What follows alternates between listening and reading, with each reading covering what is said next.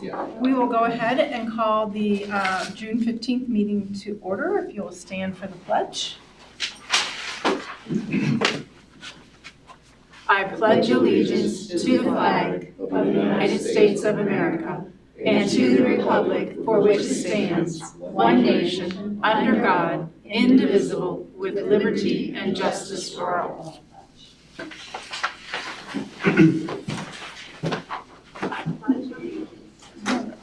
Jody, do you want to keep track of this for you? I can. You want to do that? Okay. Go ahead. You just. You want to go ahead and call the roll? Yeah, I'll go ahead Okay. and call the roll. Dr. Bennett, Yes. Ms. Regola-Dye, Yes. Mr. Ward, Yes. Mrs. Getzmann, Yes. and me. Okay, great. All right. At this time, I would entertain a approval of the May 18th regular meeting minutes. So moved. Thank you, Ms. Regola-Dye. And I'll second? Thank you, Mr. Workman. Ward. I'm sorry, Mr. Ward. I knew what you meant. Okay. All right. Were there any questions or corrections? Okay, hearing none, would you call the roll? Dr. Bennett, Yes. Ms. Regola-Dye, Yes. Mr. Ward, Yes. Mrs. Getzmann, Yes. yes. Okay, motion carried. All right. There, accommodations and communications. We do not have any tonight, and there are no reports or public participation. So we will move on to additions and deletions. As you can tell by additions and deletions, it's a pretty fluid time for us. We have lots of movement going on. So since I think this was sent out Thursday or Friday of last week, we have some additions primarily and a couple deletions. We've added some donations in section 6 or 7B. We have to approve a NIST cybersecurity framework, and so Matt has put that together. That is in section 8B. Also in 8B is our property fleet liability insurance agreement, pretty standard as we kind of go through the business side of things. There is a salary change notice deletion, and Mr. Egan is going to move to a volunteer basis because of work commitments. We have a couple internal transfers, teachers, new teacher, substitute teacher, and then there at the bottom, in item 10, the curricular contract is being added there for the safety side of what Rick does. And then, of course, we've added a volunteer there. So quite a few additions for that weren't on your original agenda. Okay. All right. Okay, and we will add those in as we come to the appropriate section. So we'll move right on to superintendent's report. And I have just a couple things I thought I would share. Not a whole lot has happened since our May 18th meeting, although we're really busy at the moment. But let me go ahead and pull this up. This first one was a bit of a surprise to me, and I wanted to share it with you because it's a good surprise. So on Friday, I got an email from Channel 10. And I happened to be in Knoxville at the time, so I couldn't sit down for a formal kind of an interview, but Mount Vernon City Schools was recognized nationally. And here's what we were recognized for. There's what's called the National Education Scorecard 2026. It's kind of in conjunction with NAEP, but they're kind of similar. This one's put out by Harvard and Stanford. And so when the Channel 10 person called, he said, Bill, I just want to let you know that a core group of districts in Ohio are excelling in both math and reading. And that's the quote up there. It says, with districts like Mount Vernon City, Troy City, Anthony Wayne Local, and Mayfield outperforming their peers. We were identified in the state of Ohio as being a top tier for both reading and math improvement over the course of the last 3 years. They also go one step further. They look back pre-pandemic to where we're at today. And if you look over on the left-hand side, it says Ohio districts on the rise, and that's how it was reported, Ohio districts on the rise. A typical 1 year's worth of growth is like 0.3. But what they're looking for in this report card are districts that are improving beyond that, and not just for a 1 year tick, but more like a 3-year cohort from 22 to 25. And we were ranked in that top 5% of the state of Ohio in both reading and math. And you can see there at the top, we had a growth of 0.74. Again, 0.3 is kind of that general growth. But they came out of this report and ranked, and there was a map in there that must have got lost in the way it was copied over. But those 4 schools were recognized, and Channel 10 wanted to do a report on it. So I thought it was certainly worth mentioning. You can kind of see what it means for the average viewer. It's an independent piece too, so it's done by Stanford and Harvard, and they're really looking at raw data, and I'm sure they wanted to kind of connect with me and say, what was the result of this increase? And I think, we really used our ESSER funds there during the COVID time in a very good way. We put it towards student success and additional reading tutors and things like that. And I think, we saw the results of some of that work. So kind of an exciting thing to kind of get an email about and to share. Somehow we need to, at least I think we need to share this with the community in some way, shape, or form. Teachers, Absolutely. Don't you think it's because our teachers really got behind it and just worked so hard? I think so. And there were a lot of places that during that kind of COVID time frame up to now, they did some people took a lot of time off, and we did. Right, yeah. We took the spring and we got back at it in the fall, and then we took those resource funds and we really targeted them towards the science of reading and some of those kinds of initiatives, specifically in the area of math and reading. And the 3-year results kind of showed that way. So we're outperforming our peers in these 2 areas. So we'll certainly humbly accept that. Absolutely. A community should be very proud. Yeah, Yeah, that's it is. fantastic. It's a big thank you to Kathy and the Absolutely. and the people too. And I'm not They set the sure. bar for their successors. In my brief correspondence with the guy from Channel 10, it was very much, we're appreciative, but it's the hard work of our staff and teachers that made it happen. It wasn't any single silver bullet. It was a lot of hard work and focusing the money in the right way. So, and as we have conversations about other things as we move forward towards the end of our agenda, these are things we want to make sure we keep at the forefront of our community. Just a couple other quick ones. Since graduation, track kind of took on another flavor. So Lucy Rush, as we all know, was the Encova 10 Female Athlete of the Year in Central Ohio. She took second in the 3,200 meter run. And then the following day, on Sunday, she took 5th. And ironically, In the 1600. in the 1600. Ironically, on Sunday, I saw her at church that Sunday. It was an early service, and I congratulated her on a 3,200 meter second place finish, And at the end of the service, I turned around and she wasn't there. I go, maybe she stepped out. No, she headed back to Columbus to compete in the 1,600 meter, which she took 5th place. So There you go. Yeah. Chloe Bradley also took 6th place, and Chloe's not even a senior, so we'll have Chloe back for some more years. So kind of finishing up that congratulatory piece of some of our extracurricular folks. I thought it was worth bringing to your attention and That's a highlighting. great picture too. It is. The backdrop is really good. Yeah, that's great. And I know it was kind of stormy that day, so they actually ran a little later at night, and there you go. So congratulations to her.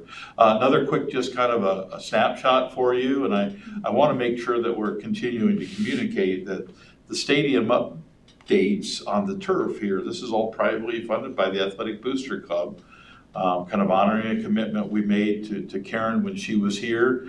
You're kind of seeing what it's starting to look like. We did get those storms that came through, knocked some trees down. The turf wasn't quite down yet, so it kind of rolled up a little bit, but that was neither here nor there. But you really can tell a difference when you kind of start to walk out on it now. And this kind of big MV is kind of a silhouette versus a lot of color. What we noticed was like all the colors sometimes you have on there, those kind of bake differently and then they kind of shrivel differently. So just a little different look, and I think the things that really pop, you can't see it from here, but the numbers are outlined in black. They just have a really sharp look. So anyway, I thought I'd share that. And then the last update I have is last Tuesday, we started our summer food service program. We had state inspectors there, and what an enormous task.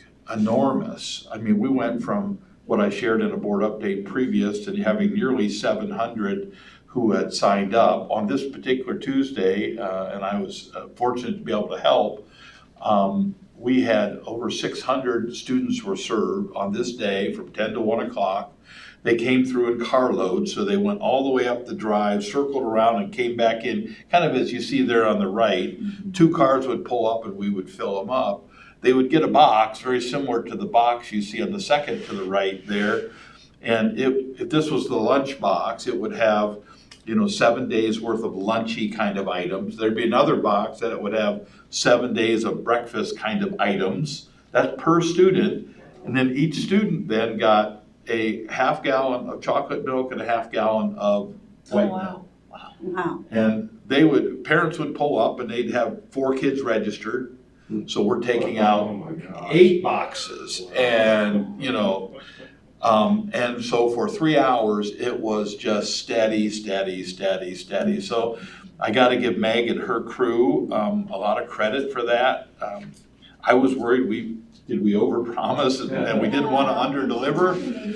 And these boxes, I mean, picture 1,600 of these boxes being produced and pulling them out. And of course, the inspectors were there watching and Do they have to be refrigerated? They don't, do they? Yes, a lot of this stuff has to be. So once they get packed, they obviously go into coolers, and so then you have to make sure that when you pull them out, they don't warm up, and they kind of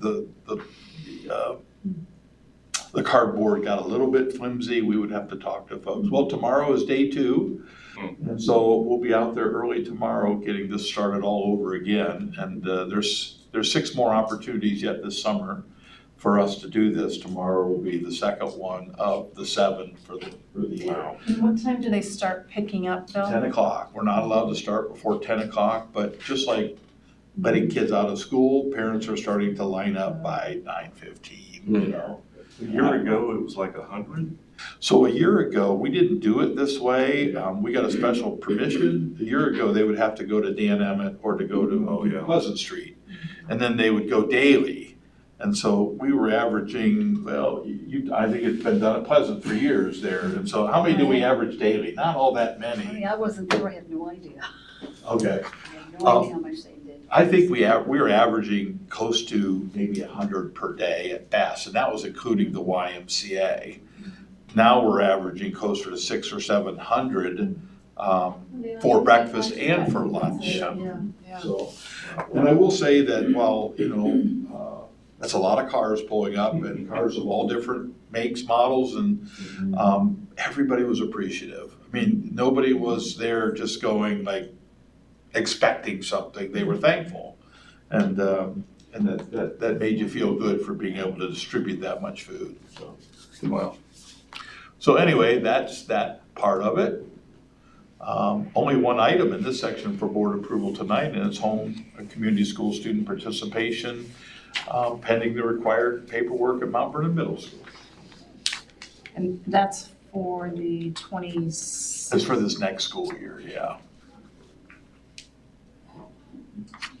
All right, I would entertain a motion then for our homeschool student for participation. So moved. Thank you, Mr. Ward. Second. Thank you, Dr. Bennett. Any additional questions? Call the roll. Dr. Bennett, Yes. Ms. Regola-Dye, Yes. Mr. Ward, Yes. Mrs. Getzmann. Yes. Yes. Motion carried. All right, curriculum instruction and student achievement liaison report. I have not Nothing received today? any. Okay. So. All right, and there are no items for board approval. So we will move right on to our fiscal services for tonight. I'll do my best to fill in for Judy. It's hard to fill in for Judy. And she is home safe. Podium, I can tell you're looking around the stretcher. I'll just slide it over here a little bit, how's that? Sorry. And Judy arrived home safely. Did she arrive home? Good. Yes, she just arrived. Judy wasn't feeling quite as well tonight, so we certainly understood that. Hope she gets better. If you look in the financial report, again, this is something we see on a weekly basis. The first is really just our operating cash. And you can see we're still operating in a positive framework there. As you go down through, and this is where we tend to spend just a little bit more time. Let me see if I can blow this up a little bit so you can see it. You know, we're getting close to the end of the year, of course, and you're starting to see us getting closer to 100% on our revenues, and on our expenses, we're sitting there at about 93%. She didn't indicate anything was of any alarm relative to the fiscal services, or at least this side of things. So really generally kind of the things you're going to see in the past, we're all sitting here at about 90% with another month to go. And I'm sure we'll get there. There are some appropriations. She's got two sets of appropriations here. The first is primarily for this month. And you're going to see in this column here, 6/15/2026.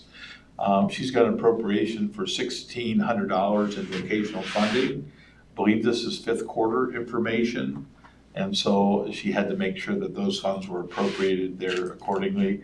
You're also seeing this fund that was created, well, it's been several years ago now, where we had the capital fund. And so we're dissolving the capital fund and moving that back into the general fund.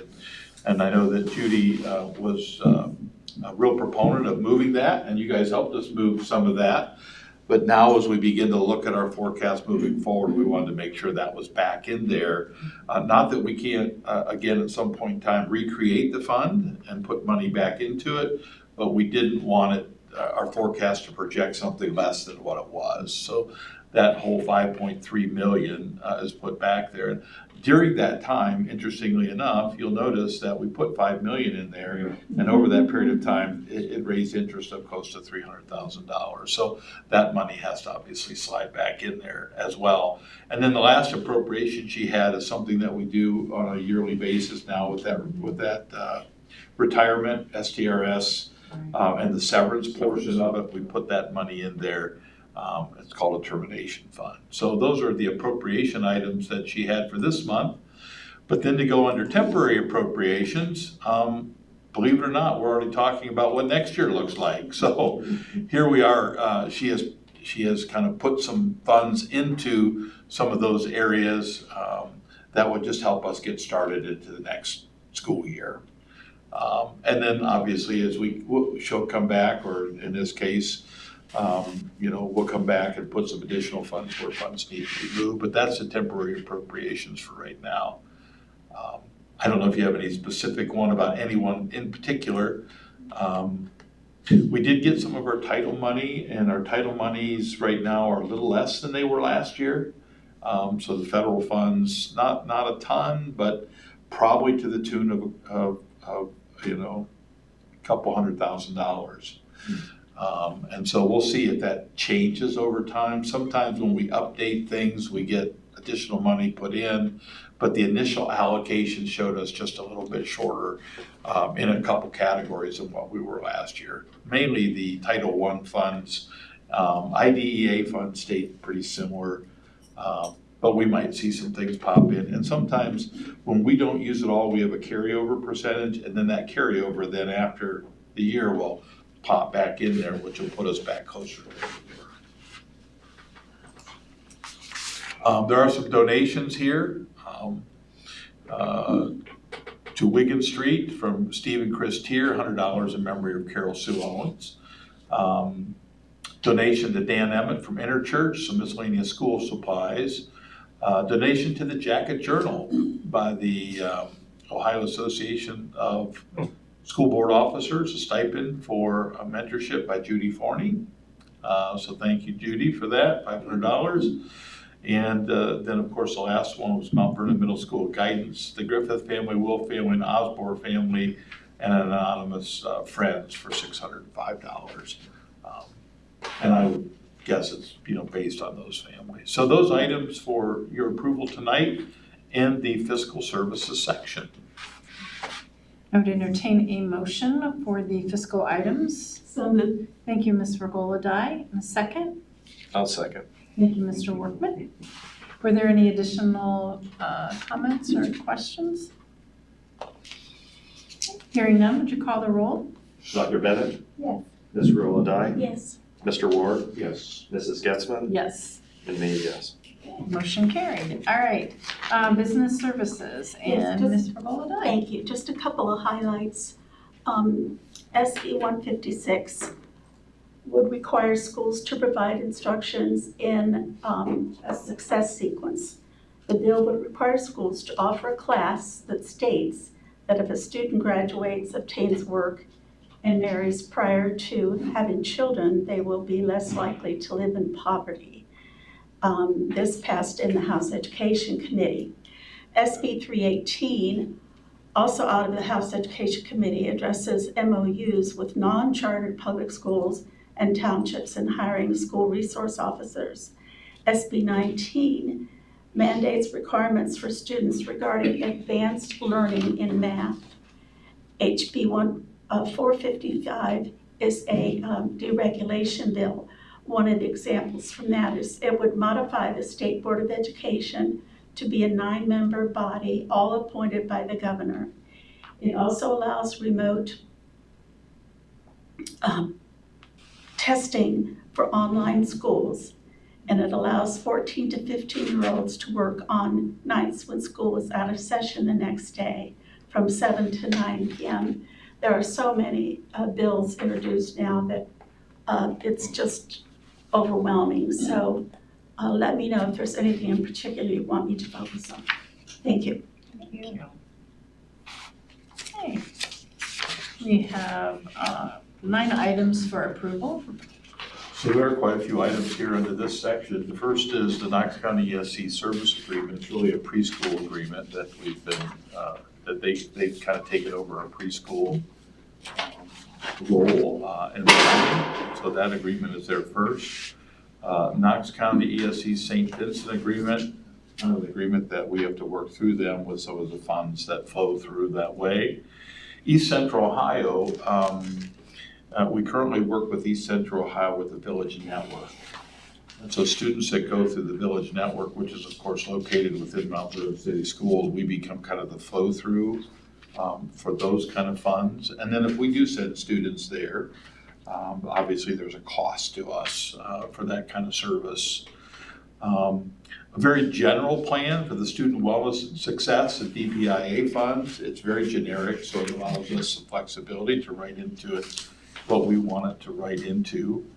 Item 5 is the Knox County Hospital Training Services. So, and I appreciated a few of the questions I got on this. In the past, we've worked closely with the Knox Community Hospital, and they provided some training services for the district, athletic training services, and it was at a much reduced rate than what you would typically pay. Due to some financial strains and different things, they are no longer doing that for a lot of our county schools, and did meet with us and said that they could continue to provide it, but we'd have to pay 100% of that total cost, which was closer to $80,000. In the past, it had cost us about $39,000, so about half is what we've been paying. We were stating that, well, we should probably look at some other alternatives. Some of the other county schools were also looking at alternatives. And of course, Knox Community Hospital is kind of going through some restructuring on their own, not knowing who's going to be there at some time or another. I think when we said we were going to begin to kind of keep some options open, I think they had some internal conversations and really felt like they wanted to work hard to keep Mount Vernon City Schools in this agreement. And so we kind of met somewhere in the middle, and you can see that in there. so that we can continue to have those services. We can't go without those services. It's impossible in today's day and age. And so, like everything, it seems to be going up a little bit. There are some facility use requests here, all out sports, again, serves a lot of our students in elementary and middle school. They had a end of the season gathering at Wigan Street. Direct Tech is somebody we use for Tier 3 support. That's that support that we just can't provide in-house. It's very diagnostic in nature. We've been using them for about 3 years, so now we're on another cycle where we're working with them again. That NIST cybersecurity framework at board proposal, again, that's pretty standard and everybody is approving those. When I looked at both of these documents, because this just came on board, obviously as an addition, I feel like there could be dates and things in there that aren't where I'd like to see dates in there. So we may want to clean that up to make sure the dates are in there correctly. And then, of course, our property, fleet, and liability insurance. When you look at our insurance, it does cost a lot to insure the district, for, close to $250,000. But what we did notice for the first time in a while, our insurance as a total was actually a little less than it was last year. That's amazing. Still $250,000, but it's still a little less, Yeah. right? And so those 9 items for your approval tonight. I would entertain a motion for the business service items as presented. So moved. Thank you, Ms. Regola-Dye, and a second. Thank you, Dr. Bennett. Were there any additional questions? Hearing none, would you call the roll? Mr. Regola-Dye, Yes. Dr. Bennett, Yes. Mr. Ward, Yes. Mrs. Getzmann, Yes. and me, yes. Motion carried. A better way to say that. I know, exactly, right? Moving on to student services, we have no items for information, but we do have 3 items to approve tonight. Student service category continues to be a challenge for all districts. Our special education needs, whether it's here or in any district, is experiencing that. The Jamie Hall and Associates is to provide psychology services. We've continued to find our second school psychologists, and they tend to enjoy working for private firms nowadays. And so we have to kind of join these associates, these groups, and pay their hourly rate for services they provide. And we'll continue to keep options open. We do have an out contract in there if we can find our own psychologist. But this is one of those areas where working conditions and lots of things have changed over time. Item 2 is an addendum to the special education service agreement. If you got a chance to look at that, we do have occasionally students who need extra support, and they oftentimes will have to go for specialized services. As you've looked at that agreement, that yearly cost for students who are in really high needs is something we don't have a lot of control over, and we need the service, and yet, it can be quite cumbersome. And then finally, the Learn Well piece is an agreement to provide teaching services, especially like nationwide, when we send students who may have a short-term stay there, they need to have educational services, and we work with them. So those 3 items for your approval. Thank you. And entertain a motion for approval. So moved. Thank you, Mr. Ward. Second. Thank you, Ms. Regola-Dye. Were there any additional questions or comments? Okay, hearing none, would you call the roll? Mr. Ward, Yes. Ms. Regola-Dye, Yes. Dr. Bennett, Yes. Mrs. Getzmann, Yes. me, yes. Motion carried. All right, we have a long list of personnel items tonight. It is personnel I'm not time, sure how and, you want to. So I'll just tackle them one at a Okay. time if you'd like. First of all, there is an item for information, and kind of came up in a conversation among many of us that periodically you're going to see throughout the year salary change notices. And, we really have, generally speaking, just put down the name of the employee and that there's a salary change notice without a lot of descriptor involved. It is on the information, I think, that comes to you once contracts are there, but we thought we would modify this a little bit Generally, it's when a salary change notice can come in the middle of the year when a teacher gets a higher level of degree, or it can come when they take on an additional stipend or additional supplemental. Sometimes it can just be an error in coursework, or we get back information on a transcript. Generally, we put this under item for information. What we thought we would do is, because Beth, I think, uses just a couple keywords and all of those things that she's shared with you all in the past. So for instance, the two items here, Mr. Ketterman and Mr. Mooney, we got some additional verification of completed coursework. In other words, they went on and got to the next column. And so we'll try to put in a little bit of a descriptor in there, so maybe you have an idea, why there is a salary change. That is helpful. Item B starts this big list of recommended items for board approval. You'll see here in number 1 is for 25-26 school year. So a number of supplemental contracts, and these really were what we're calling our summer school stuff. We have a number of students that we're really working hard to pass that 3rd grade kind of a guarantee. So we put some summer school teachers involved to do that. We've had some really good success this year, and I know Kathy kind of leads that. I think in our first go around, trying to remember what the numbers were, Kathy, we had about 13 of 20 plus students who had not passed.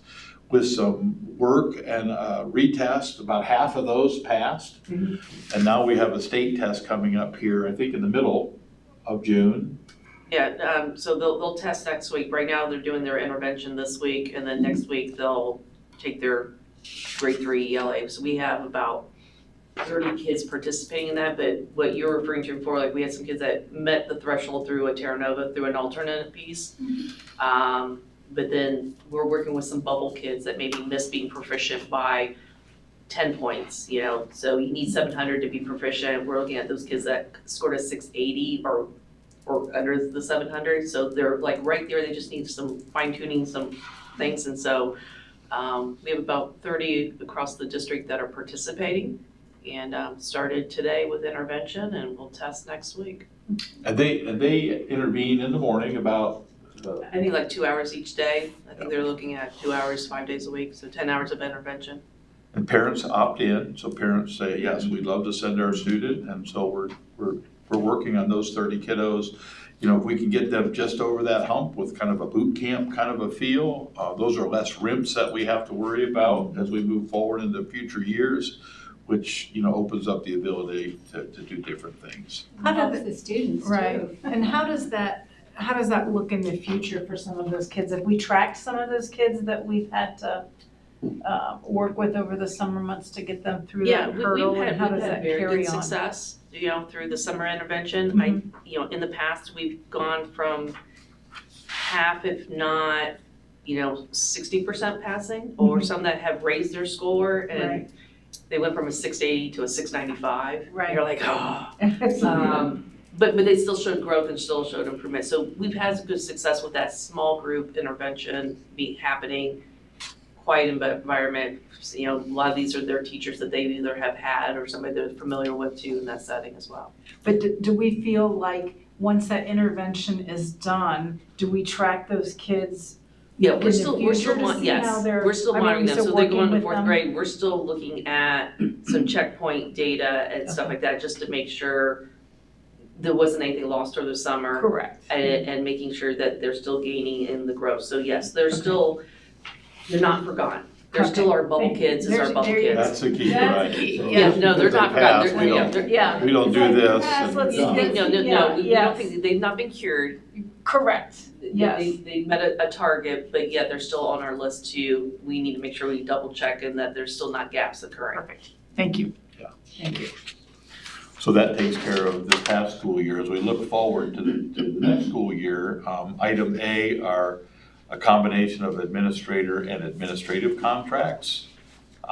Item B are new teachers that we're bringing on board, and we've kind of tried to put a little bit of a where they're going, kind of a feel for you here. We do have a couple internal transfers. Kyle Kleindens from assistant principal to East Elementary, and it's been interesting to go back and forth with great conversations with Kyle most recently, and he's doing a really, really good job, actually kind of filling in a little bit as Margie has been, you know, as she kind of went through her retirement as of May. She's not allowed to work right now, so Kyle's kind of taking on a little bit of a dual role there.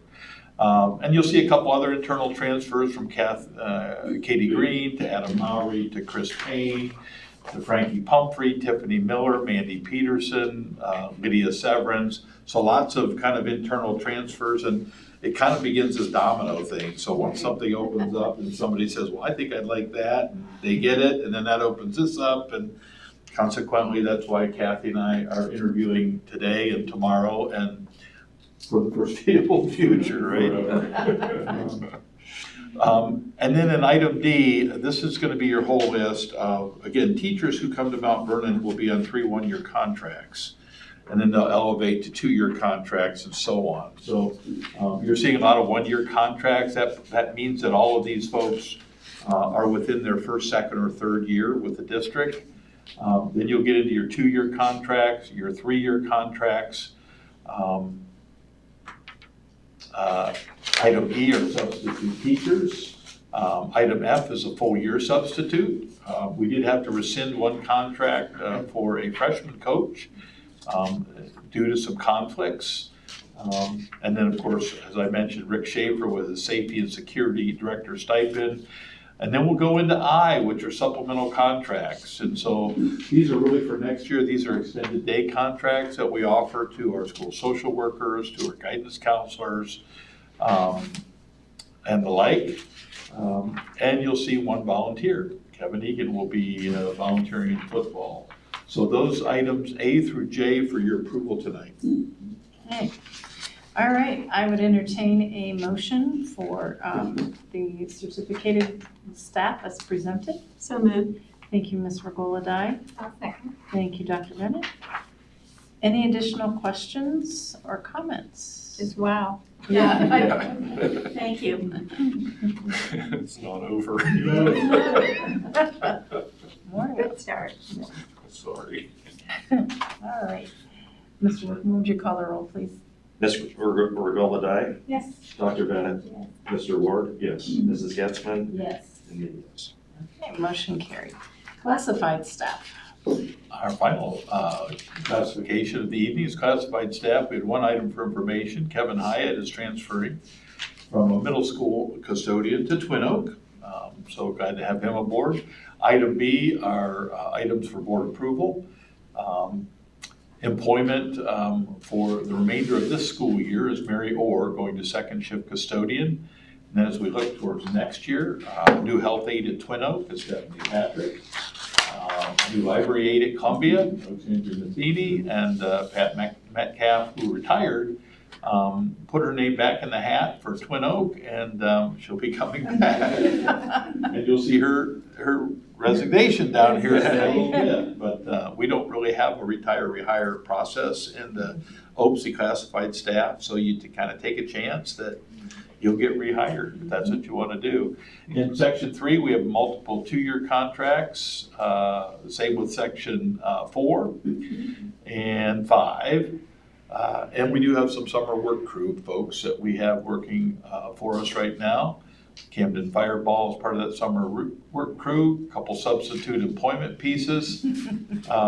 This is kind of retro. I think I might have shared with the board during our retirement that we called Dave and Bill and said, we are in dire straits, and so would you come back? And we had to almost bring them back now retro as substitutes so that we could pay them for that day, even though they both said, don't worry about it. We just felt like we needed it. You're seeing their names on the list. Yeah, and I'd love for them to stay on there and just do what they need to do. And then you've got a couple retirements and then a couple resignations. We did lose a really good young fella as a bus mechanic to Danville. And so we're in the process of trying to fill that in. And finding a good bus mechanic isn't the easiest thing in the world. Yeah, no. So those items for your approval tonight. All right. I would entertain a motion for all the classified items as presented. So moved. I'll Thank second. you, Mr. Ward. and Mr. Volodine. Any additional comments or questions? All right, hearing none, would you call the roll? Mr. Ward? Yes. Ms. Regola-Dye? Yes. Dr. Bennett? Yes. Mrs. Getzmann? Yes. And me, yes. Motion carried. All right, moving on to board items for discussion. We did move this this month. This is usually up towards the beginning of our board meeting agenda. We moved it towards the end. We wanted to have some discussion with you about our levy renewal. And obviously, as you all know, we came up just short this past May. And again, COSA only counts in horseshoes and dancing, but of 5,700 votes, we came up 115 shy. And so the real question that we have to probably ask ourselves, and I know you have been, and we've been doing some board updates, just kind of sharing some information, is do we want to go back and give this facility levy another shot? And if the answer is yes, then the next question is, when do we choose to do that? There are two viable options if the answer is yes, and they're November and of course the following May. Those are the last two chances that we will have as a board to try to secure levy passage, to also tap into the OFCC's $40 million that they have, graciously given to us, which is really Ohio taxpayers' money coming back to Mount Vernon City Schools. So I think the reason why we wanted to have that discussion tonight is, one, it gave us about a month from the levy so we could give it some thought. And two, if we are thinking we want to go back for this levy again, we have to make some important decisions in an important timeline. And so we've invited some guests who have worked with the district in the past to kind of give us some of their insights. There's been some other things that have kind of come up, during our discussions that I think warrant some conversation or discussion. We're doing it in open session tonight is appropriate. So that we can have the most informed decision that we can. And so I guess what we'll do is, I know Judy was going to help with part of this, but what we'd like to do is maybe just have conversations about, do we want to put it back up to our community for another vote? And I think that's probably the starting place, is if we answer yes or no to that, it'll determine what we do next. So just, opening it up to the board, does anybody have any thoughts around that topic? Yes. That was a quick yes. Yeah, I think we definitely need to go back to our voters. I think coming that close, I think that speaks volumes. I think there were a few unanswered questions, obviously, for some people, but I think Just send it to me. I think overall, then yes, I think that's something that we need to do. Well, the need hasn't changed, No. so we still need to pass it. I think that's a great point. I mean, the need hasn't gone anywhere. It's still the need. Correct.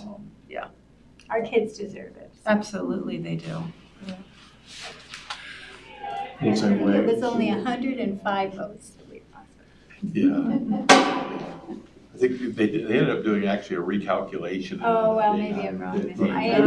It was 105 at the beginning. I was gonna say, it was 105 to start with, so yeah. So it ended up 115. Okay, I was gonna say too, I agree, we need to go back, to come that close, it always raises issues of, do we do it exactly the same way? Do we look for there's a lot of nuance in the conversations, and I'm really going to welcome the advice of our advisors in that regard, but do we go back? Absolutely. Yeah, I think we need to go back. A couple of things that I heard from a marketing perspective, I think we did a good job with the Facebook page. I think one of the questions, there was a lot of people that seemed to not see those. I don't know why. I know a lot of them were shared by people, so that pushes it out even further, but that was one thing that I heard. The other that I heard was asking if we could actually have student or parent testimonials. If it'd be students, it'd be, of course, with the permission of the parents. They thought that the videos were really good, but hearing from those students or parents that are actually in it might be a good perspective as well. I thought that was good advice. The other thing that I heard was some concern on the continuing of that. We know that money would be put back in the maintenance of the buildings. I think some people still had some questions about that. Agree. I think there's two important questions as we have tonight. I think it's, are we gonna put it back on the levy, and then when and what it looked like? Right. The whole marketing and all that, once we make that decision, yes, we're going, then we've gotta dive deep into how we could have better provided information, who we should have targeted. You know, all of the nuances are really, really gonna be important. They become really important once we decide what our next step is. It feels like what I'm hearing is, yes, we want to go back and do this again. Absolutely. So with that being said, we basically have two choices. We have November and we have May. And you know, flip a coin and we can talk about the pros and the cons of a November and a May. And maybe our guests will have some ideas of what that's about. And we want to hear what they have to say. Obviously, November is, it's in the fall. Bonus. It's a big election. It will be our biggest election. Anytime you have a gubernatorial election with all of those other things and some of our federal, you know, House seats and all that up, it will be our most well-attended session. And that can be, that doesn't mean good or bad. It just means there's going to be a lot more votes we'll have to capture and a lot more people going to the ballot. Right. May will be very much similar to what we just experienced. I will say, as I thought about it, a November election feels like it could be a neat kind of a run-up to it, because you've got the fall, you've got football Friday night, you've got First Fridays, you've got, you know, lots of things that people are excited about at the beginning of a year, that you've got this nice little run-up, where sometimes coming out of the winter, Right. you know, it takes a little bit of a sleepiness to kind of come out of the winter. We probably have a little longer runway between now and then to figure out all the nuances. Well, and I was thinking about the fall. So one question, so with OFCC, we have 3 voting cycles, but they don't have to be consecutive. Well, you don't really you get 16 months. Okay, that's right. Yeah, that June of Yeah. next year. Right. So one of the things I was thinking with going back in the fall with some of the sports, handing out flyers or, you know, as people are coming in as another way. I know mail's expensive. Social media is probably the best way to do it from a cost standpoint, but doing, you know, some type of flyer or something as people are coming into events to hand out, trying to get that word out more that way. I think personally we should go in November, and I think it's vital, absolutely vital, that we have in-person sessions open to the public. We could do August, 1 in August, September, October. And then as far as mailings go, personally, I think less is more. So if we're going to send out mailings, it has to be less information on that mailer, more targeted bullet points, not as much. I mean, they were beautiful. I mean, they had information I didn't know of. But for the common, ordinary voter, you're going to look at the front of that and say, oh, okay, that's the extent of it. And I think, too, we can take advantage of, like you said, of the First Fridays and other activities that are going on around in Mount Vernon. If I recall, when I was teaching, there was some hesitance to put flyers out at football games and School events, yeah. do you remember that? kind of a I conflict think of it's the interest. message and who's delivering the message. Am I correct there, Bill? Exactly correct. So as a district, I could put levy information out, but it has to be factual. Yeah. It can't be a, Can't be. can't be a vote yes, Vote right, yes. right. Yeah. The levy Yeah. committee Can't have could that. do Just that. information. Yeah. So it's kind of Okay. who distributing it. Right, Okay. yeah. And the same as announcements over the speakers, you can't say, don't forget to go Yeah. vote for the school. Right. It has to be a factual Okay, piece. Don't forget the election at It's such a- and such yeah. period. okay. The other thing I'm concerned about is timing, I think is really important. And I know that we have a lot of early voters, absentee voters. We missed a lot of those. And if we wait too long, if you're doing things in October, a lot of people have already voted by then. We So, definitely have a longer runway. And the early vote really was pretty positive for us. When the early vote Yeah, totals we were- came out, we were Yeah, we were up. considerably up. so we want them to be informed. Correct. We definitely do. We definitely do. And I think that's a good reason to go in November, because there's still that core of people that say, we want this. And to hop on board with them is really important. Well, there are some procedural guidelines, and that's part of why our guests are with us. I mean, if it is feeling like, yes, we want to go at this again, and we feel like November is a better time frame, or it's the next time frame, we've got some deadlines that we have to be working on really quick. And so that's why we wanted to have this conversation to get into another conversation. So maybe you can fill us in on what kind of timelines we'd be looking at. Absolutely. I've introduced myself to all of you, but I will say it again. I'm Allison Binkley from Squire Patton Fox, and I serve as bond counsel to the district. You're welcome. So you're welcome. So the second chart down here is the one that you'll want to look at. I have to erase this. For the November election, if we're talking about a school district income tax, which I think is what we are, right? Right. So really, there's just two dates that you need to keep in mind. The first one is 100 days prior to the election, which would be July 26th. That's a Sunday, so really back up 2 days to July 24th. By that date, the district will have needed to adopt the first resolution and send it to the tax commissioner so that the tax commissioner can certify what the millage would be and what the percentage would be. The revised code requires both certifications. Your first resolution, you may recall from doing this the last time, right? It'll include a dollar amount. So in advance, David has reached out to the tax commissioner or the tax department to ask if we want to do 0.5%, can you give us what those numbers are? Okay. So we know in advance how much it's going to raise. So we'll put a specific dollar amount in the resolution, and it will say, tell us how much millage is equal to this dollar amount and what percentage of earned income tax is this amount. So we're already now going into it. Board adopts that resolution, gets sent to the tax commissioner. They provide the certification.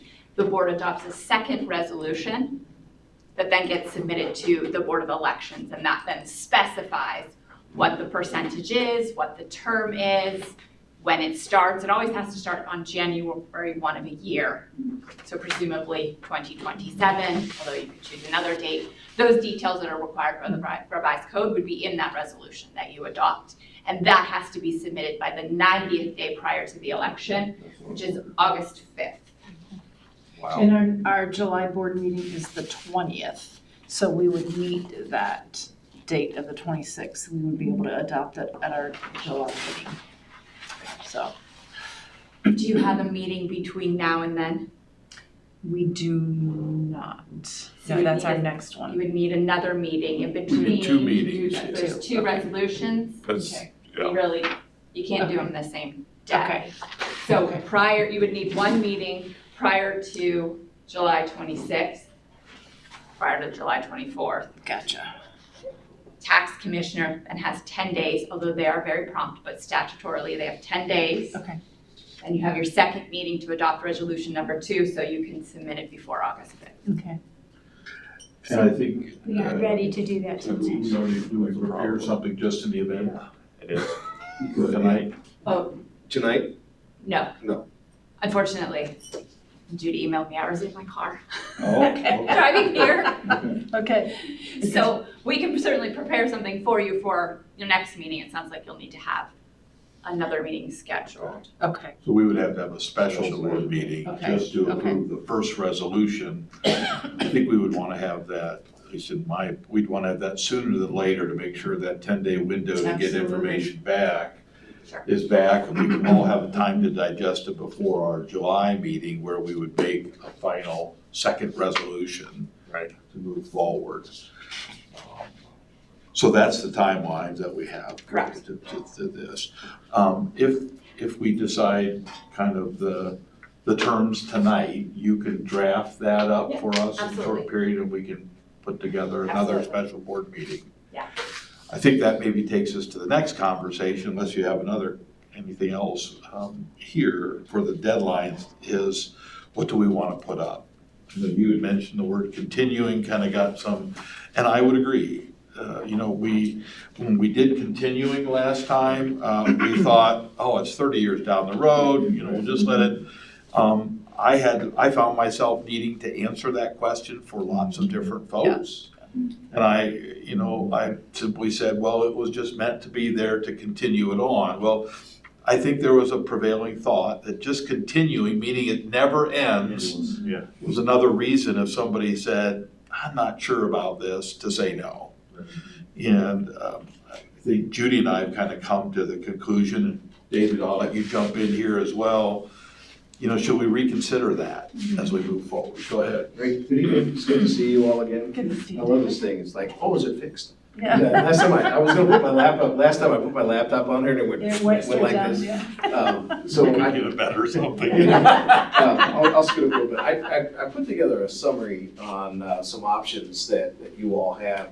I do want to take like a little bit of a step back because I know that it's not uncommon to hear people talk about the continuing being unattractive.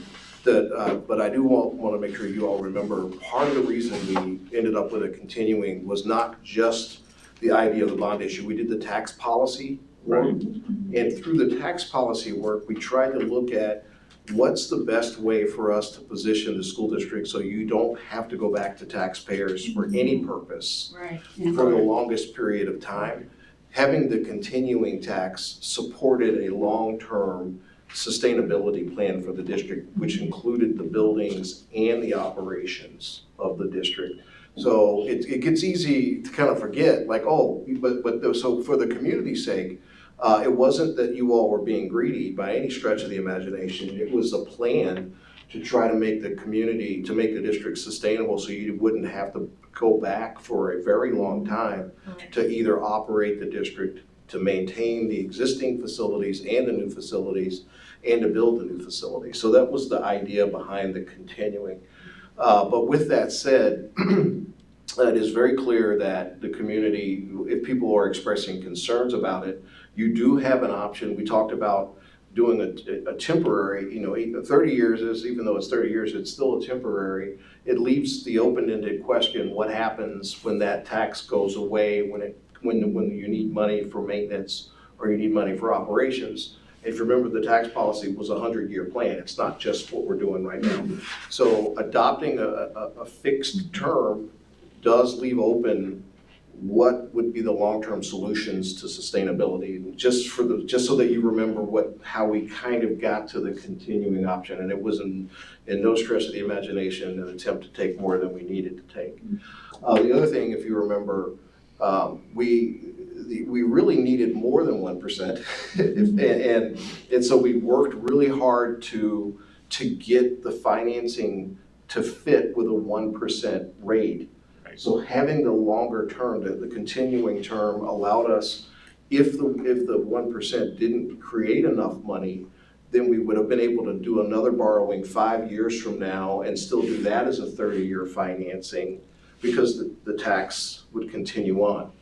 If you have a finite deadline, you get the one financing and whatever it produces, is what you get. And if it turns out that there's unexpected inflation, and let's say the project is $10 million more than expected, we'll have to find another financing solution. So just to point out, like, there was advantages to continuing. Right. The disadvantage to a term is that it limits our flexibility for project costs. It also shortens our sustainability efforts long term. That said, if the community says we don't want a continuing, then you have to give them what they want, right? I mean, so it is not unreasonable to have a concession in this situation. You went to the community spoke. Does it make sense to have a concession? The answer is, if we can accomplish this, what Bill put on the screen is the summary of what we can do. Oh, I forgot to say, the good news, remember when we were trying to estimate how much more your income would be, because the data is 3 years old. Right. So the state gives us income tax data that's 3 years old. So we have to kind of, the number, I went back to the state, the numbers are higher last 2 weeks ago than they were when we decided to put the issue back on the ballot. So now 1% is a little better than it was when we originally did the math. So here's the summary in terms of if you want to do a fixed term levy for that using the 1%, 30 years is giving us $115 million total. But keep in mind that the interest rate is a key component of how much we can borrow. So imagine the 1% is your salary, and that's all you're gonna get. If the interest rates are higher, then you can't buy as big of a home. If interest rates are lower, you can. So I'm using 6%. And the second, Emily Cannon is here from PNC. We've seen a really weird, well, by the way, who could have predicted Iran when we were putting this on the ballot, right? You're talking about the timing not being in our favor. Had people not been paying $5 for gas and everything else, this issue would have passed. You know, there were people that voted because it is expensive right now, and it isn't. I interpret a lot of these as that it isn't that people don't support you. It's just that it's expensive right now, and that $5 gas didn't help our case any. You know, we were talking 100 bills. I will say this, by the way, Bill. I've heard from so many people because I work with all over. You guys, your campaign, everything was flawless. People were telling me like, hey, how are they doing that stuff in Mount Vernon? I'm like, they've got great people over there. I mean, there was a lot of positive feedback from residents, but it's hard to combat $5 a gallon for gasoline. And so we found ourselves in that picture.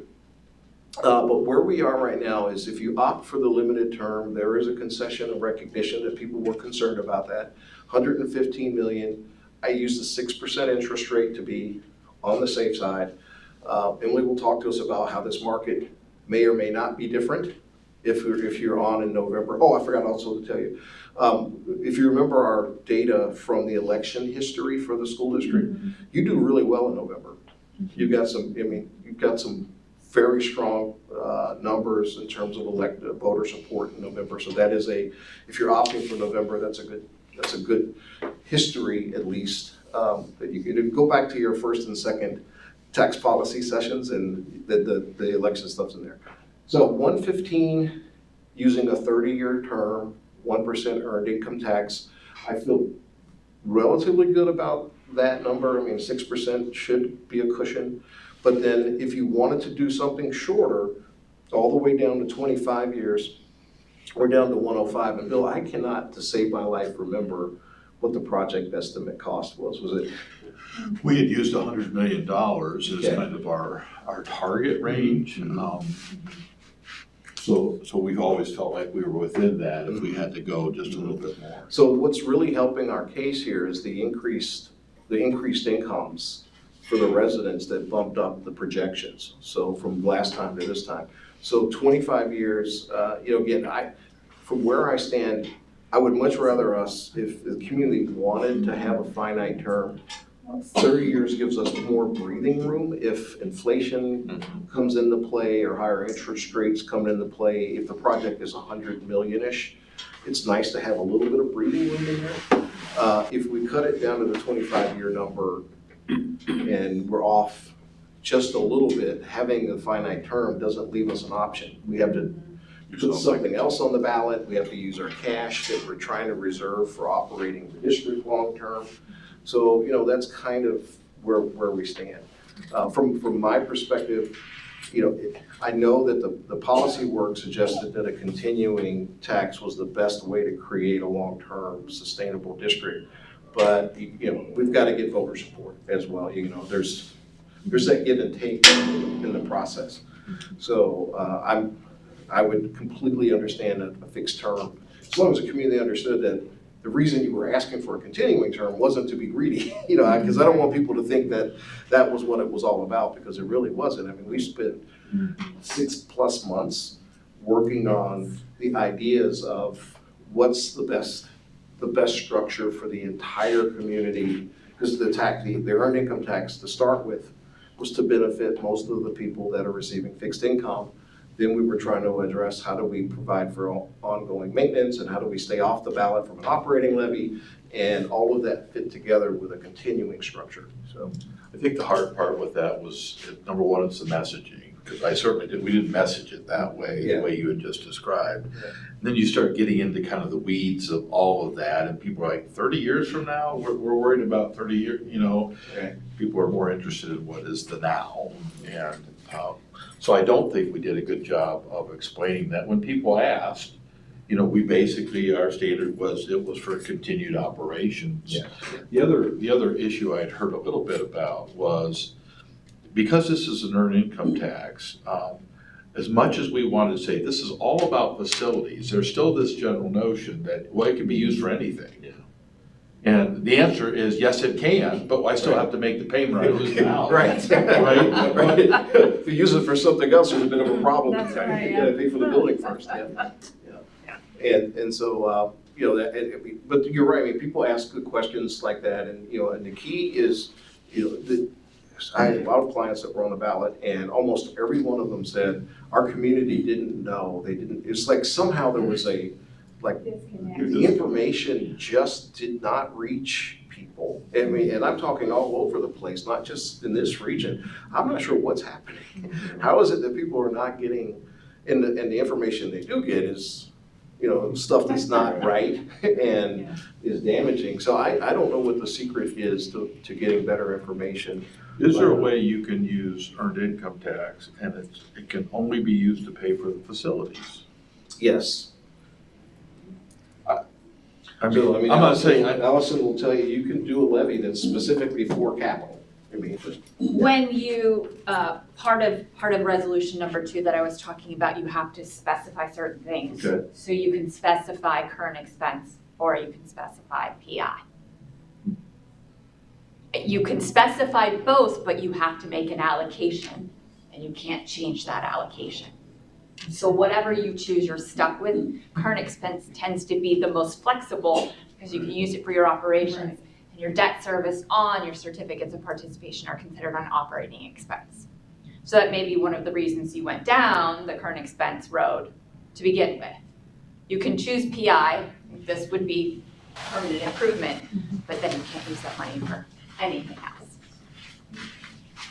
So in some ways, you can hamstring yourself unintentionally. do you sense that that was a fear of what some people? I don't think I don't so. think so. No, I I don't didn't think do so. that. No, I think it's a great point. yeah. Yeah, I think it'd be taking a step too far in our next version of this. Yeah. I think we were so close. you were, you know, The costs of Iran and gas prices, I mean, I'm like, okay, I want to be careful how much we tweak. if you were to look at the relationship between how other districts, how much they failed I by. know, versus and ours what was you like failed right by, there. You actually passed by a landslide. I mean, if you We follow. were ahead of the curve, Yeah. big time. Yeah. Significantly ahead of the curve. Yeah. So, and I would say, you know, just from my experience, I wouldn't say that it's a foregone conclusion that people would not support a continuing here, but I think it would be reasonable for the board to say, we heard some of you say that you don't like the continuing. And if I didn't think you could get there with a fixed term, I would tell you to try to continue again, but I think it's reasonable that you can concede, okay, fine, we'll just do a fixed term, demonstrate that we've listened to you, and you still get what you want. You know, it's interesting, one of the things please correct me if I'm wrong, but one of the things I seem to notice with other districts that were doing earned income, they were doing, most of their funds from that were going toward operating Yeah. costs. So therefore, it felt like they were treating it like a property tax in that it was for 5 years or 7 years or, you know, so it was confined that way, but we're treating this like a 30-year mortgage. Yeah. And if we used language like that, you know, for somebody that would say, well, why is this going 30 years? They'd say, well, it's a mortgage. Right. And that's a concept I think people Would understand, yeah. That's common language. Yeah. We're talking about using these funds differently. I would still put it under current expense. I would put a 30-year cap on it because I think people would get that. I agree. And it would eliminate that, at least, it could eliminate that argument. Yeah. And if you look at the election statistics, the majority of which weren't a lot, the levies that did pass, most of them had limited terms. Right. Yes, like 90% of the ones that did pass had a fixed term, they were not continuing. And they were renewals. Yeah, and they were renewals, yeah. But, you know, it was a strange election. Yes, Yeah, agreed. strange election. But you all, I mean, you really have a lot of wind in your sails going into this. It's just a matter of, you know, really how the community perceives that you listened to them. And I mean, I think a fair concession is a fixed term. I think we can work around the other aspects of it in terms of the longer term value to the district.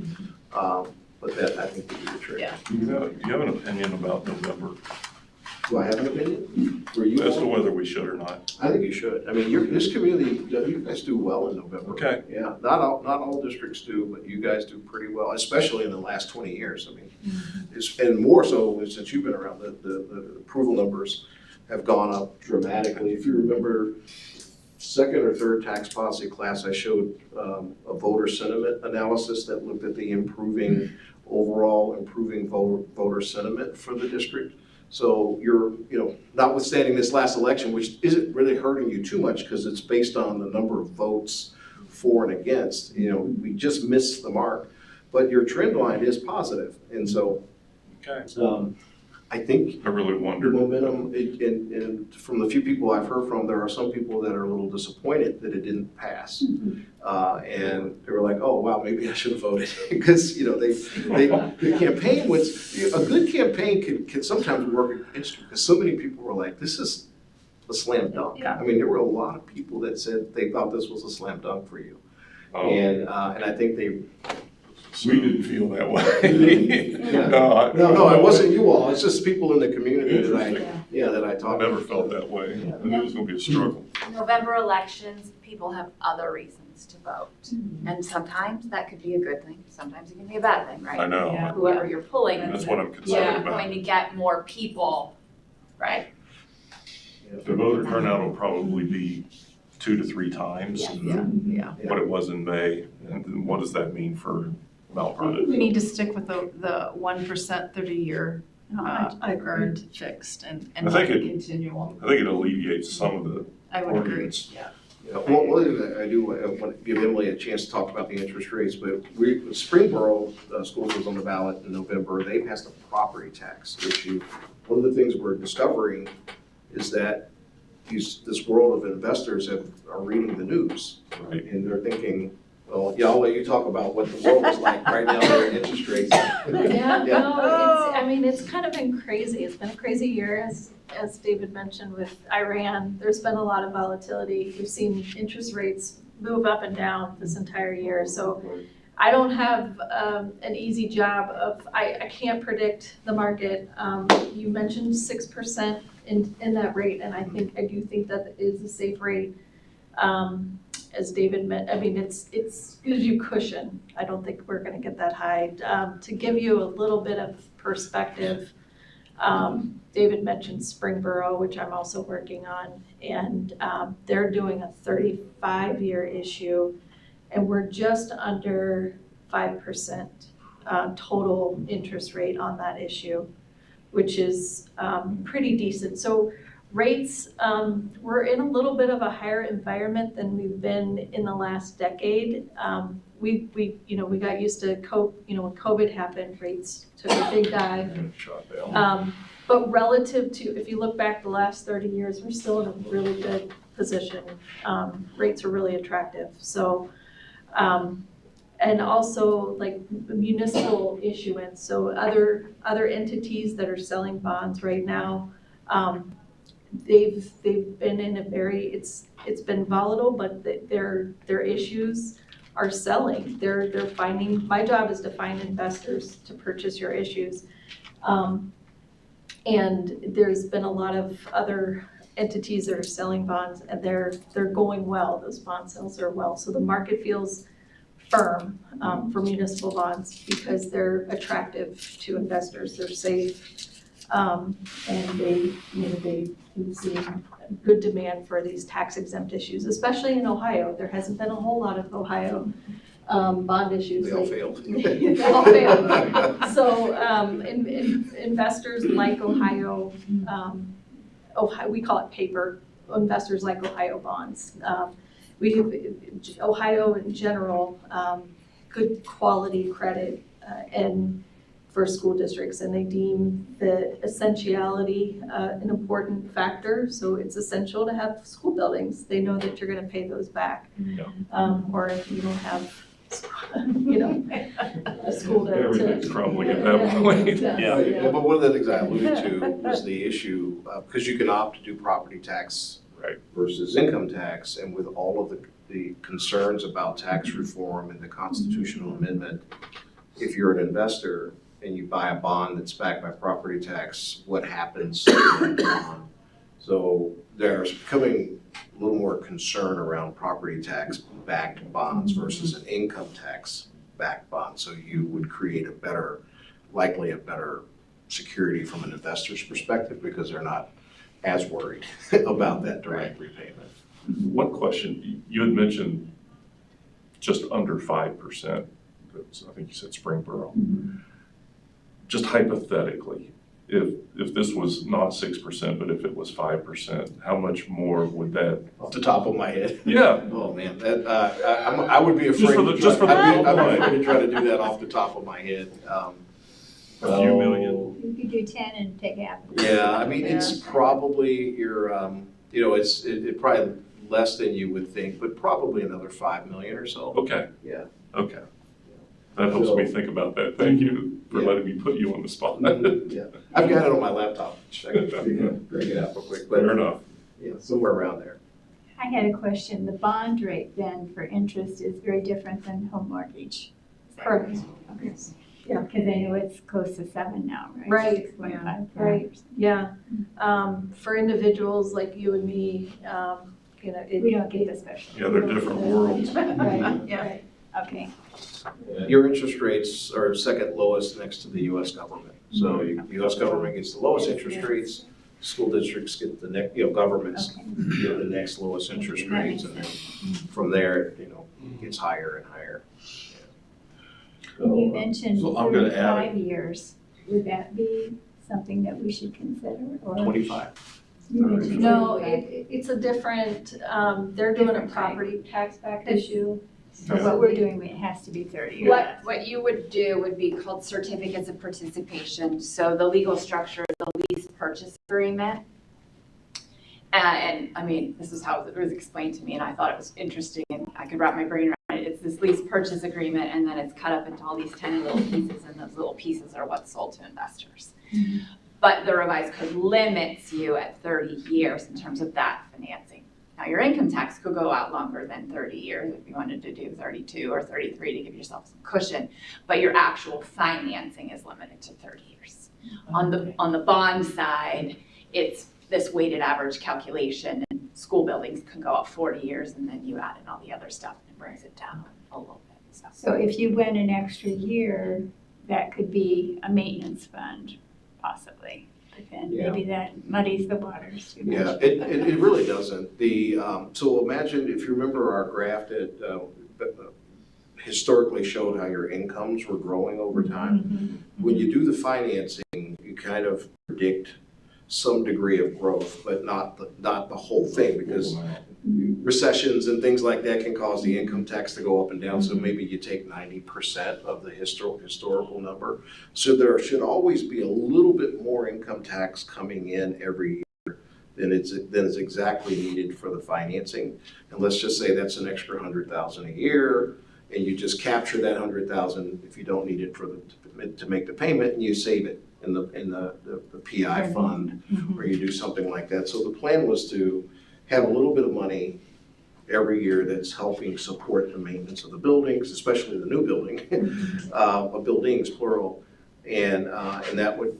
And then when you get to the end and this is paid off, you should have some money saved. The state requires that you have some PI money that you can collect. But you have more than just the new buildings to still take care of. You got the other buildings to take care of.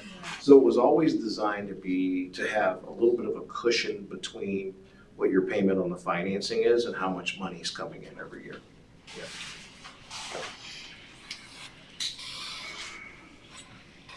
So what do we do now? Well, I'm gonna ask it just because I want to ask it. I don't want to muddy the waters, and don't go over here and smack me here.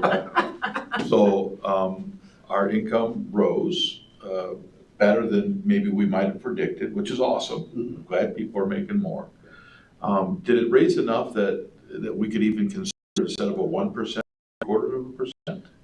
Yeah, well, the 1% is barely making it for us. Yeah, 3/4 is because the 1/4% increments, if you remember, we can only do the 1/4%. Right. The number, the difference is so significant that it would reduce the amount well below 100 million. That's my question. Yeah, I mean, I try to put myself in the hands of voters. Like, you know, income is income, and if I can ask for a little less from them, and I can still achieve my goal, because my goal is simple. It's I want to build these facilities. I'm not looking at some huge nest egg and all of that down the stretch. I want to build these facilities, and realizing that uptick, you know, would 3/4 at 30, what would that bring us in? I know there's a messaging behind that, and it could be a challenge in the whole 9 yards, but if we don't ask the question, Here's the thing that we could do.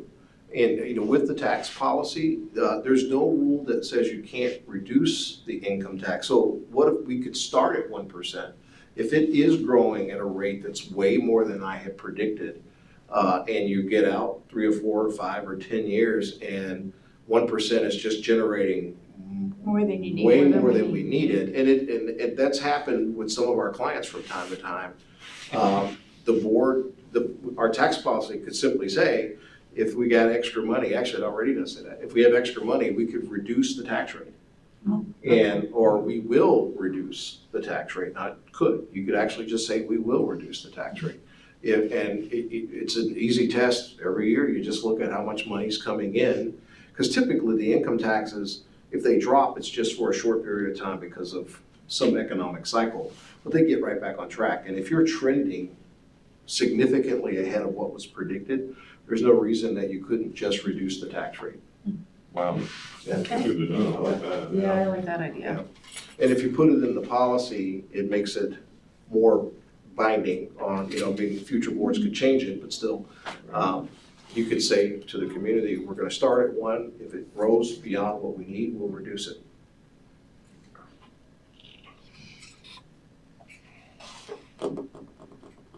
But starting at 3/4 would not be a good start. We wouldn't have enough to get the projects. I want to make sure we have that, but I need to ask the question. I have the same question. One building, Thank you for asking it. you know, something like that, I don't know if that would be satisfactory or not.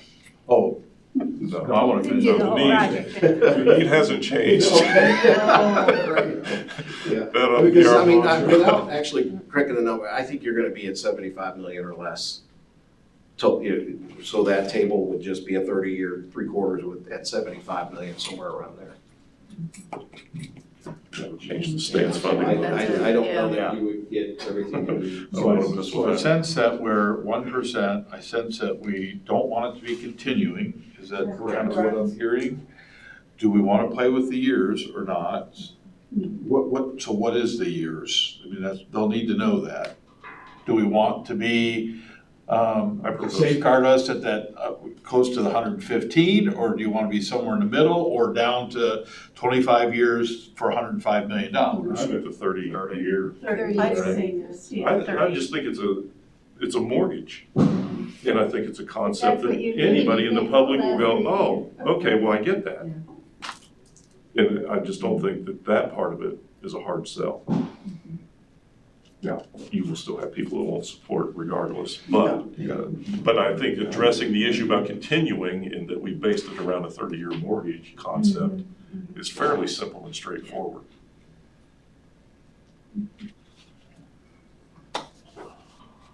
And then the other question was current expense versus PI. Right.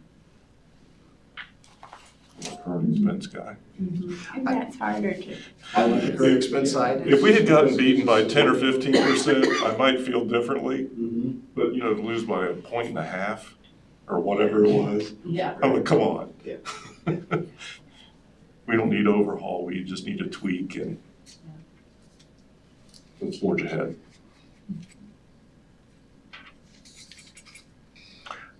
Sounds like we're, have you come to a consensus? I think so, I hope so. We'll have to have them kind of draw up for a meeting, we'll have to get scheduled pretty quick. So that we can get that first resolution in play, and then we give those 10 days, and then by the July meeting, we can do the second resolution.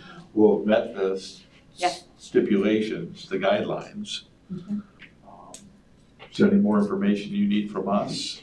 Just let me know when the meeting is. Yeah, when's the meeting date? I don't need to know right this moment. You let me know. Real quick, can you still Then we'll build that in as well. Well, it kind of depends on when you get the information. You said you need 10 days, right? Oh, we'll already know it. So we sort of cheat and we ask in advance, what is, actually, all we say is, hey, can you please provide us with the income tax rates? Regular, traditional, and earned, and then we see where it falls, so then you know exactly where you are. And then we use that number that they've given for 1% earned income tax. That's what we build into the first resolution. Gotcha. So when we submit it to the tax commissioner, I know exactly what we're getting back. There you go. Perfect, yeah. Okay. So we could do that at any time then. As soon as you would have it. As soon as she draws up the first resolution. Right, it won't take us long to do that. I think we're planning on the first resolution, my understanding is 1% for 30 years earned income, and it will be limited to 30 years. Current expense. Current expense. And current expense. Yeah. So once she draws that up, we'll approve that at the special meeting, maybe in 2 weeks, or sooner. And then we just want to make sure we've got at least, is by law, it has to be 10 days? You have to submit to the tax commissioner by the 100th day. That is your requirement. The tax commissioner has 10 days to provide you the certification. So that's how we go from 100 to 90 days. It doesn't normally take them that long.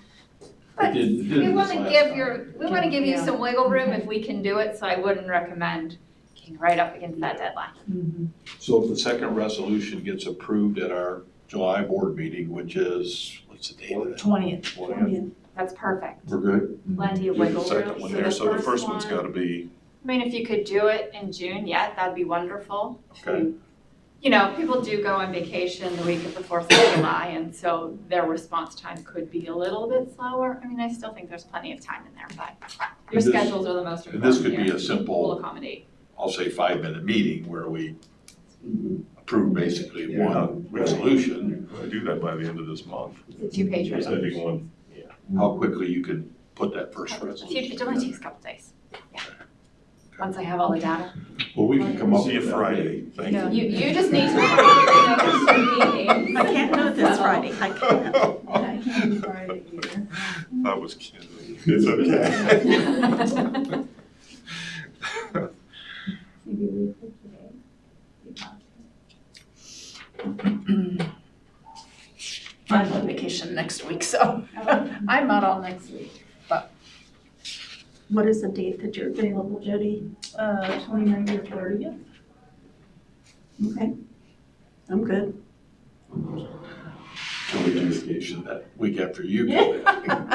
So that week you're out? I'm out the last week in Yeah. June into July. I mean, you guys can cast my vote and move on. It would be. We can cast your vote. No. I don't think we're allowed to do that. Okay. That's four of you, that's sufficient. So you're on vacation you have next 4. week. How's everybody else for the, Week of the I'm with you. 22nd. Last of Yeah, you're out the last week, that's right. in July. Are we still in June or did we moved to Week June? of the we're in June. Week of the 22nd. Of June. Yes. I'm good in there.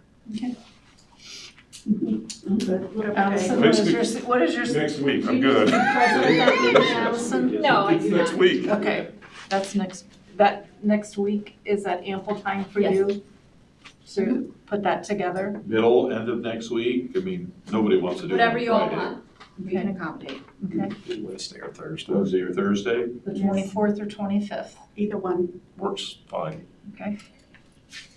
God bless I'd say it. Wednesday. All right, Wednesday, June 24th. We could do a lunch meeting, we could, I mean, it doesn't have to be a nighttime meeting, it could be a morning meeting. Would Well, lunchtime? Tim, that's gonna be up to you, you're the Tired, only one working retired, right now. retired. Yeah, say, Tim, it's up to you. Not on this side. Tim, what's wrong with this picture? Exactly. He's That's one of why I my, sit on this. he's buying the pizza. You know, if you wanna do the morning, like a 9 o'clock would work, Jody, I mean, I don't know. Yeah, you guys need to decide the time. What's a preferred time? For you 10? guys, more for you, because I'm here all day. Or 10, I don't care, it doesn't, I'm good that Okay. day. All right, let's settle for Wednesday, June 24th, 10 a.m., central office. Works okay for you? That'll have to be a special board meeting so that we can Yes. Have to announce that. approve a resolution. Yeah. So we'll get out our notice, and it's 10 o'clock. Okay, Okay, if anything comes up that snags you, let us know. I will. I don't We can expect adjust. anything. And then the fun, then we'll get into the weeds and start That's figuring out right. how we can run a more robust kind of a campaign. And one of the things would be the land, you know, maybe make Location. more We're gonna- clear about what our We're options. definitely gonna have to, and maybe we can have some of those conversations, you know, a little bit then, but maybe more so. 'Cause there are a lot of campaign kind of things I think I've heard, and I was waiting till tonight before I would send out kind of a survey to the community about how people get information is one of the hardest things today. Yeah.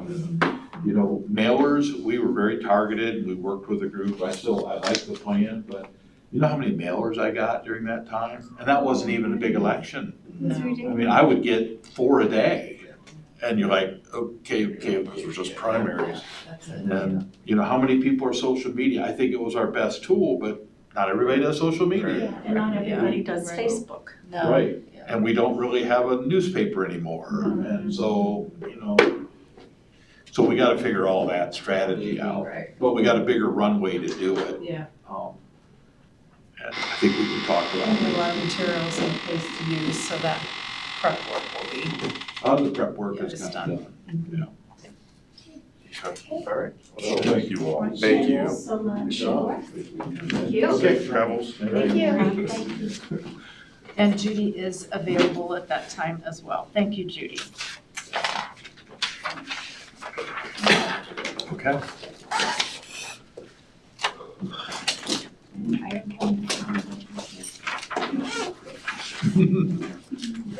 Do we send to send you an invite? Well, I mean, I just have to Be check safe. with it, although we don't have a doctor's appointment. Oh. Well, and if you do, we can just change the time. I'll check with Susan. Okay. All right, there are no other items on the agenda other than board comments, so we can start with those. Tim, would you like to start tonight?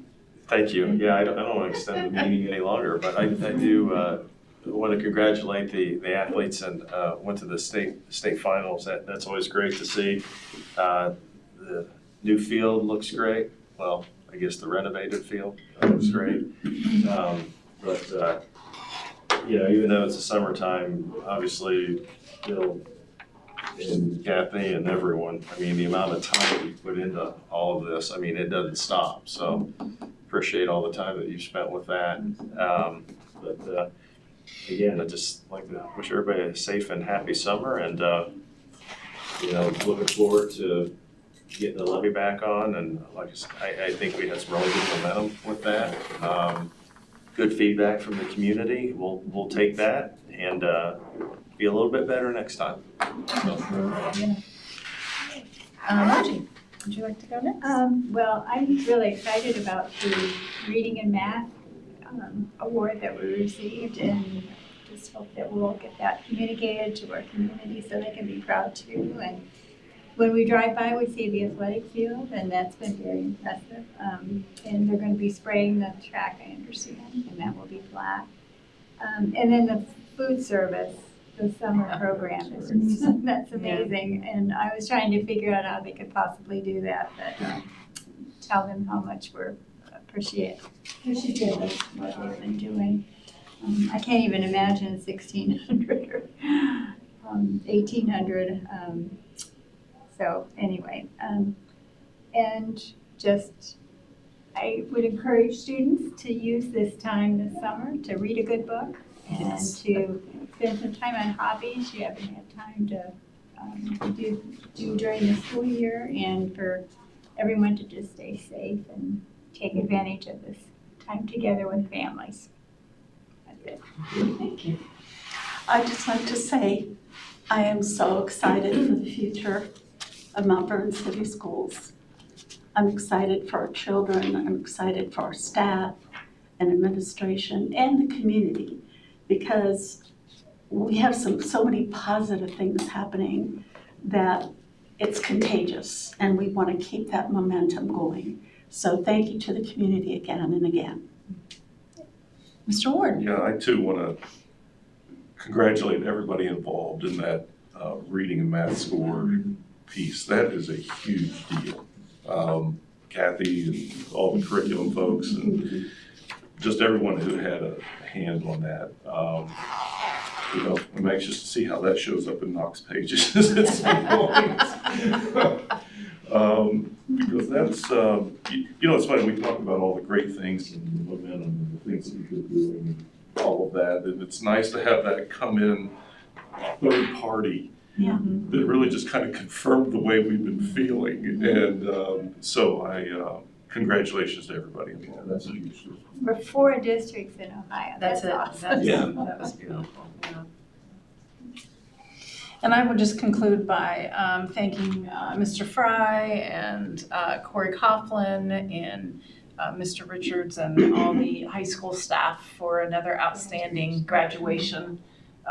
You guys did a great job as always, and it was just beautiful. It's so reassuring to know that you're there and it goes without a hitch. And the kids were very respectful and did a great job as well. So hats off to all of the graduates and the alumni now of Mount Vernon High School. So they did a fantastic job. So congratulations on all their awards and their accolades and all that they accomplished this school year and their 13 years as Yellow Jackets. You'll always be one in your heart. So I would like to go into executive session for the employment of a employee.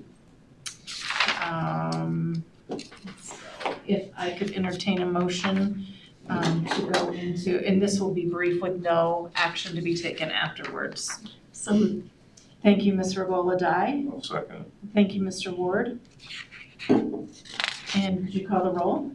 Ms. Regola Dye? Yes. Mr. Ward? Yes. Dr. Bennett? Mrs. Getzmann? Yes. And me, yes. Okay, all right, great. Thank you.